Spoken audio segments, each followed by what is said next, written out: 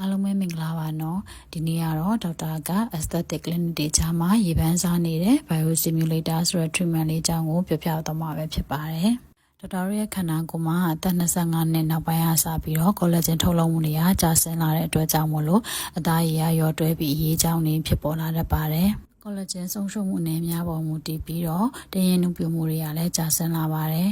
ဒါတွေကိုအချိန်မီပြုပြင်ထိမ့်သိမ့်မှုအတွက်ကိုဒီ filler လည်းမထိုးခြင်းကြိုးမထိုးခြင်းတဲ့သူတွေအတွက် biostimulator treatment လေးရရှိပါတယ်နော်သူရဲ့အားသာချက်ကတော့ဒေါက်တာတို့ခန္ဓာကိုယ်ရဲ့က collagen elastin ထုတ်လွှတ်မှုကိုအားဖြည့်ပြီးတော့ပို့ပြီးတော့ပြန်လည်ကောင်းမွန်အောင်လှုံ့ဆော်ပြီးလို့ smile line တွေထင်လာတာပါးတွေဖောင်းပြီးအကျလာတာဒါတွေကိုသက်သာစေတယ်နောက်ထပ် jaw line တွေတင်းရင်မှုမရှိတာတွေဒါတွေကိုသက်သာစေတယ်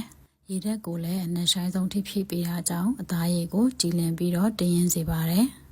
ဒီတော့ကိုကကြာရှည်ခံတဲ့ result ကိုလည်းလိုချင်တယ်ဒီ volume loss ဖြစ်တာတွေ line တွေတည်တာခြင်းနဲ့နောက်တစ်ခါ natural looking ပေါ့နော်တဘာဝဆန်ဆန်လှပတဲ့ rejuvenation ကိုရချင်တယ်ဆိုလို့ရှိရင်တော့ Sculptra လေးကိုရွေးချယ်ဖို့အတွက်ကိုအကြံပေးလိုက်ပါရစေနော်